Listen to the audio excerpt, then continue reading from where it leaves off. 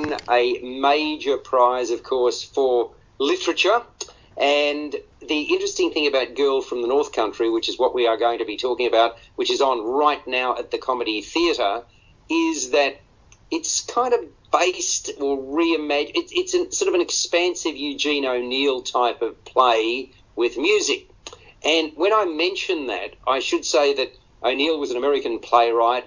He was the Nobel laureate in literature in 1936, and Bob Dylan himself was awarded the Nobel Prize in Literature in 2016, so 80 years later, and that's the reason I'm sort of drawing the analogy between the two. Now, Dave Griffiths, you have seen Girl from the North Country, and I thought it was a terrific piece of work. I'll talk a little bit more about it, but just your first impressions. I thought it was brilliantly performed. I thought the general storyline itself was really, really good, but I did feel that it was kind of rushed towards the ending. I was a little bit disappointed with the ending, to be honest. Oh, really? And when you say rushed towards the ending, you've got so many characters. What are you expecting? I mean, bear in mind, it's the usual running time for one of these things. It's 2.5 hours type thing with an interval. So what did you want of it? I just thought that some of the storylines didn't get wrapped up in a really great way. Like, without spoiling anything, we had one character threaten another character, try to blackmail them, and it just seemed to peter out. That's the one story thread that I did not think kind of because that was like, oh my golly, what's going on here? And it wasn't referenced again. So that was the one element that stood out for me as well. Other than that, though, I thought that the narrator played a really important part, and it was kind of almost like the whole thing was almost matter of fact. And I like that. I like that style. In terms of the music, now, let's bring Peter Krause in here. Peter, how familiar are you in terms of the storytelling style, if you like, of Bob Dylan and his music? Are you a fan, or are you just somebody who occasionally might hear it on the radio? I occasionally listen to Bob Dylan. I've listened to some of his songs. They're very good. They're very, as you say, storytelling. And I'm intrigued by this musical. I mean, I haven't seen it, but is it like Mamma Mia and like some of these other stage productions where they knit together a lot of his songs into one narrative? Well, no. This to me is unlike any musical that I have seen, and it's got a style all of its own. Perhaps I'll go into a little bit of detail about the, if you like, the plot, and then we can go from there. It's set during the Great Depression, and it's been brilliantly conceived and executed by an Irish writer and director called Conor McPherson, and he's taken the singer-songwriter's life's work and reimagined it as this work, Girl from the North Country. And at its core is the realism of the mid-1930s. That's what Eugene O'Neill was known for, his realism. In this case, it's harsh and unrelenting. We are talking about the Great Depression. You got 22 of Dylan's numbers. What happened was that when he came on board, Conor McPherson was sent 40 Bob Dylan albums. So you got 22 numbers picked out, 11 in each act. And among them you've got Like a Rolling Stone, my favourite Hurricane, Forever Young, and Slow Train. That's just picking some at random, but things that I particularly liked. And it's set in Minnesota, which is in the upper Midwest of the United States. It focuses on the proprietor of a rundown guest house. Now, bear in mind, this came from the imagination of Conor McPherson. He'd looked at the work that Bob Dylan had done, and he created a story. So that's exactly what he did. Nick Lane is played by Peter Cowitz. He's a harsh and unrelenting man who is in financial strife, like so many during the Great Depression. His marriage and his life are on the precipice. The bank is threatening to foreclose on their property. His wife, Elizabeth, Lisa McCune, has mental health issues, and this is dementia. Now, he hopes to benefit from the payday coming to his mistress. His mistress is a widow, Mrs. Nielsen, played by Christina O'Neill. Elizabeth and Nick, so I'm talking about the wife and the husband, their son Gene, James Smith, is a wannabe writer. In reality, he's a layabout and a drunkard. They have a 19-year-old pregnant, adopted African-American daughter called Marianne, played by Chimon Thies. She has not had it easy. Now, Lane, I'm talking about the husband, is trying to secure his daughter's future by marrying her off to a much, much older widower. And while the play focuses on the characters I've talked about, it also concentrates on some of the guests at the guest house, obviously, including a fallen businessman with an intellectually impaired son, a slippery Bible salesman, and a recently jailed boxer. So you can imagine that's where Hurricane comes in. The narrator is the Lane family physician, whose name is Dr. Walker, played by Terence Crawford. Now, that's the storyline. I loved the way the tale unfolded. No pretense, and yet with real impact. Likewise, and we talked about the musical numbers, Peter, how the musical numbers were interspersed. Even the biggest songs, they didn't leave room for applause. Now, often in a musical, if you've got a big number, you've got this rousing reception. The way they were played in this piece, that was saved until the end, when Girl from the North Country received a well-warranted standing ovation. There's also a bit of minimalism coming in here. The staging, few sets, props, slew of exposed instruments. We're talking about piano, double bass, fiddle, guitar, drums, in keeping with the solemnity of the content, because obviously when you're talking about the Great Depression, this is not a jukebox musical. And the choreography, I thought, was slick and seamless. The lighting, very much on the darker side of the spectrum, which I suppose you could say is contextually appropriate. And that's kind of my thoughts about the overall production. I thought many of the performances stood out. Lisa McCune, wow. Now, I've watched her career sort of transition from television to the stage, and I reckon she's at the peak of her powers. She's exemplary, both in terms of her acting and singing. Dave, wouldn't you agree? Oh, definitely. She was absolutely amazing in this performance. This is the kind of performance that if this was in a film, we would be talking Oscars for, because she is amazing. And it feels like they let her character just do whatever she wants to do on the stage. There'll be times when two characters will be talking at the front of the stage, and Lisa McKeon's character will be running around in the background, grabbing her precious box of money that she's got, or interacting with some of the other guests, grabbing their hand and dancing. She is acting 100% of the time with this production. There's times when you sometimes go to see a production like this where it's got a big cast, and you'll see people in the background just sitting down pretending they're having a chat. Her character is constantly moving. She'll sit down for a second on the chair, and the next minute she'll be up grabbing somebody's hand. She is absolutely amazing in this production. It blew me away. I'm like you. I've watched her in Blue Heelers. I saw her in Sea Patrol. The comedy that she does now with Peter Hellier. I remember seeing her on stage for the first time with Sound of Music, and she has just grown now to the point where she is a serious, serious actress. She is the sum of her moving parts. There's no question about it, and she plays the mentally unstable Elizabeth. So she goes from the depths of despair to somebody who speaks her mind.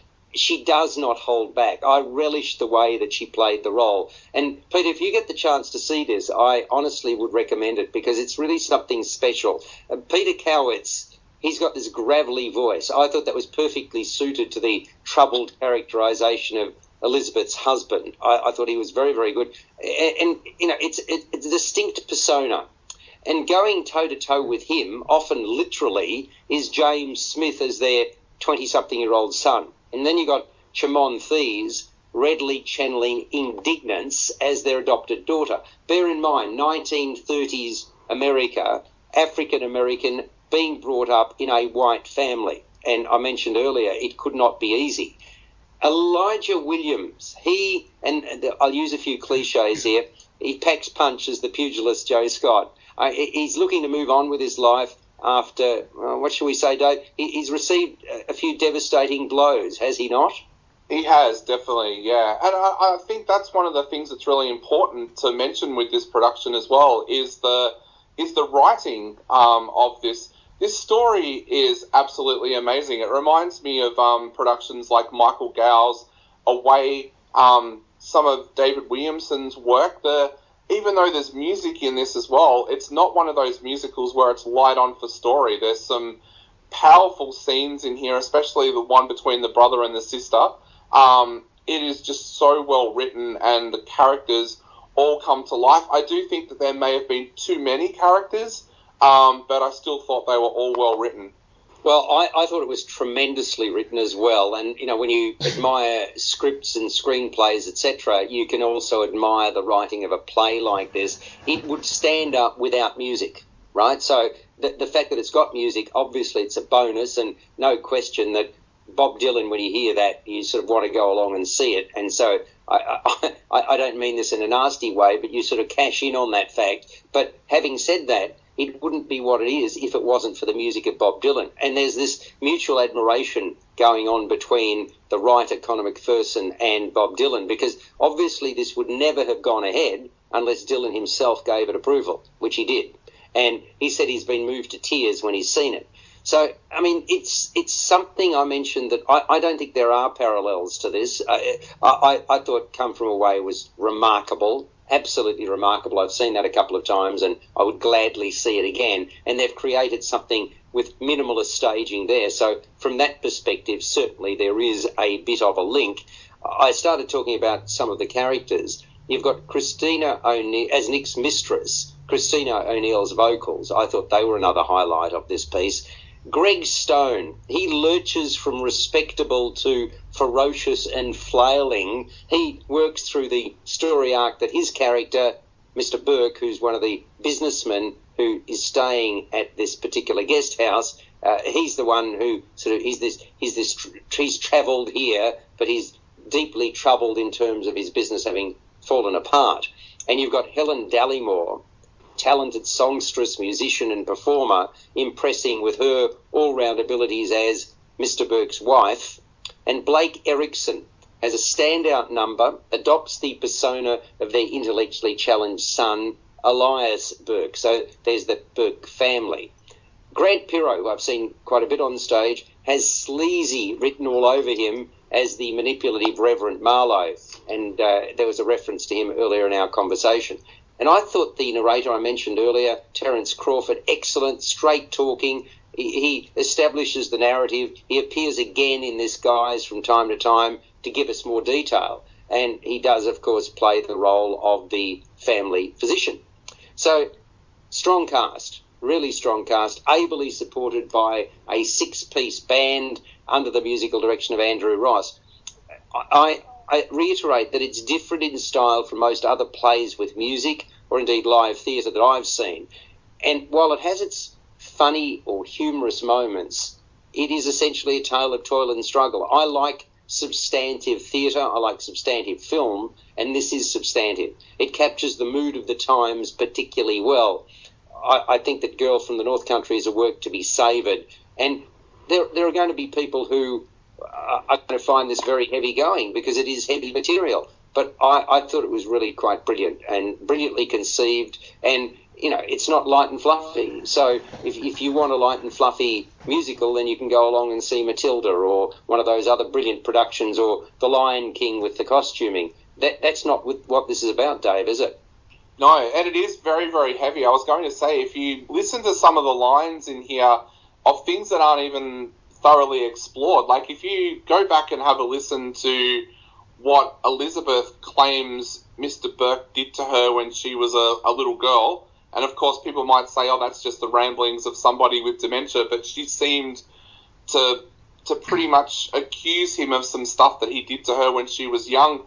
You've also got the storyline of Elias, which kind of takes on a Of Mice and Men kind of storyline where it's alleged that he's done stuff in other towns as well. So there's some very, very deep and dark things that are explored in this production, both on stage and alluded to as well. If you think about Les Miserables, that to me, along with Hamilton are the two best musicals that I've seen, and I suppose that both of those have in common that there's dark elements to them. And I've mentioned earlier in this conversation again that I like something with a bit of meat and potatoes, and that they do that. So does Girl from the North Country. So this was right up my alley. I like drama, and there's a lot of drama in this particular production. So it's very, very good. In terms of the music, the interesting thing is, you don't necessarily have an immediate link to all of the music. I mean, we referenced Hurricane. That was obvious. But with a lot of the other stuff, it just works. And that's the thing that impresses me, that he had to go through 40 albums, pick out... How do you go through a life's work and pick out those that most fit with the narrative that you've created in your mind? That's a skill. That's an art form. That's why I've got so much admiration, like you do, Dave, for Conor McPherson. He's done a great job.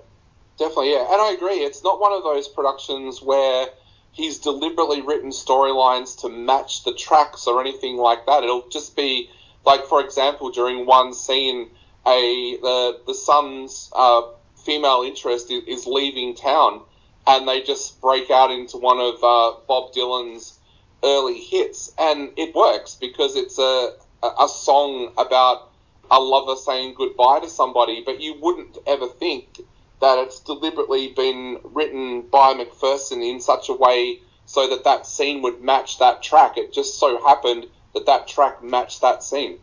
Now, you talked about the number of characters, and I was sort of thinking about it in the context of Downton Abbey, where you've obviously got a television show that introduced all these characters, and then you've got a couple of movies that follow it up. And Greg King mentioned to us last week that he found it was too many, right? I think he said there were 24. Now, I just think that we got a good impression of the times by introducing all of those characters. And I was genuinely interested in them. Obviously, you could have developed the characters even further and gone into more backstories. But given the time frame and the fact that, you've got to move the thing along, I didn't have the same trouble that you did in that regard. I found it was perfectly suited. I thought that the narrator wrapped things up pretty well, apart from that one element. And I would love to actually interview Conor McPherson and find out why he didn't go further with that one episode that we saw in the first act that didn't have a corollary in the second. So, I don't know, do you ever interview sort of the writers of plays, etc., Dave, or you rarely do that, if ever? No, I do. I do that quite often, actually. So, and I think that's what made me feel that there was too many characters, was that it just felt like some of the characters' storylines were rushed at the end.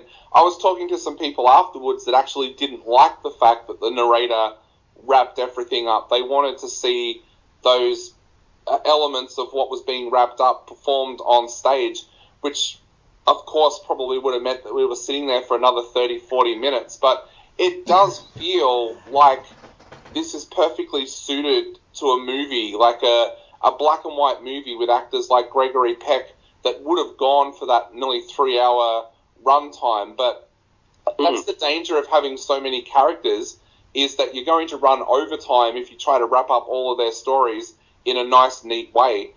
It's always been something that's been a worry in both theatre and film. So I just wonder whether or not they should have focused more on the key characters and maybe written out some of those other characters if that was going to be the issue. But I didn't leave disappointed. I just kind of felt, well, hang on a minute, that story, the storyline that we're talking about with the blackmailing, it really drew me in and made me think, oh, where's that going to go? And then it didn't seem to go anywhere.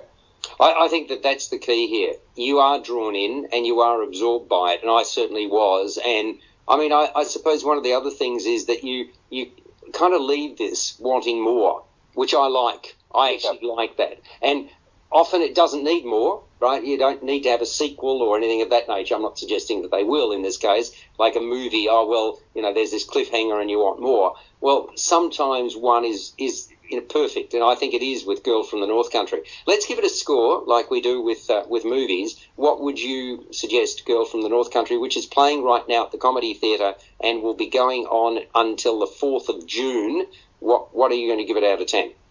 I'm going to give it 8 out of 10. I think it is a really, really good production, great performances, Lisa McCune steals the show. It's just, I think it does lack just that little bit of everything being wrapped up so that everybody in the audience is going to be happy with the way that it wraps up. And I'm going much higher than that. I'm going 8.5 to 9, or much higher, significantly higher, shall we say, because I think it's done a wonderful job in terms of doing it exactly the way it's done, with that one reservation of that one particular scene that I would have liked to have had sort of spelt out for me. So 8.5 to 9, and an 8 out of 10 for Girl from the North Country at the Comedy Theatre. And you